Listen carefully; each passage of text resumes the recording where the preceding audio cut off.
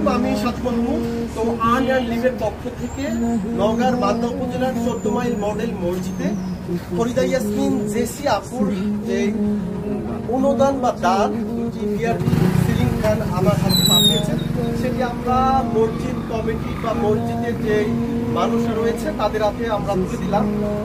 Earn and লিভের পক্ষ থেকে যে মানবিক কার্যক্রমগুলো করা হয়ে থাকে আপনারা শুধু জানেন, তারা পবিত্র ঈদুল আজহার সময় এবং পবিত্র ঈদুল ফিতরের সময় এছাড়াও বিভিন্ন মানবিক কার্যক্রমগুলো করে থাকে এবং বিভিন্ন ভাবে দেশের বিভিন্ন প্রান্তে, দেশের বিভিন্ন জেলা উপজেলায় মানবিক সহযোগিতা নিয়ে প্রতিটা ভলেন্টিয়ার, প্রতিটা সদস্য আর্ন অ্যান্ড লিভের পক্ষ থেকে বাড়িয়ে বাড়িয়ে চলে যায়।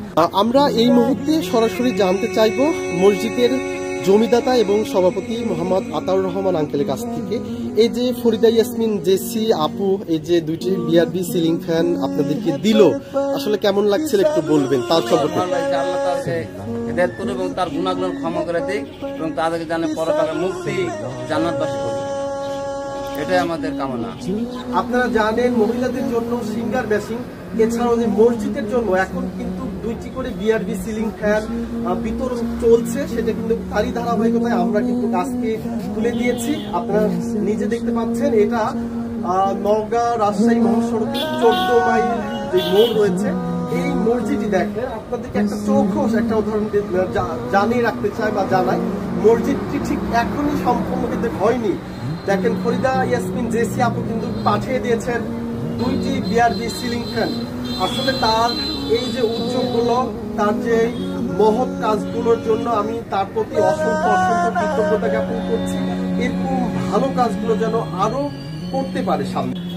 রেজানুল ইসলাম এই যে ফরিদা ইয়াসমিন জেসি আপু যে মসজিদের উন্নয়নের জন্য বা মসজিদের জন্য 2টি ফ্যান সিলিং ফ্যান দিয়েছে এবং তারা কিন্তু আরো মানবিক কার্যক্রমগুলো করে থাকে, যেটা আমি তোমাকে বলেছি। আসলে কেমন লাগছে একটু যদি বলো, বা তার বিষয়ে যদি বলো।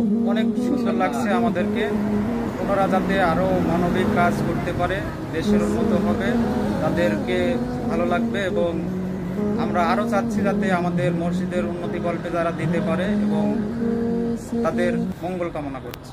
জি ধন্যবাদ। তো সবাই ভালো থাকবেন, সুস্থ থাকবেন। আল্লাহ হাফেজ, আসসালামু আলাইকুম।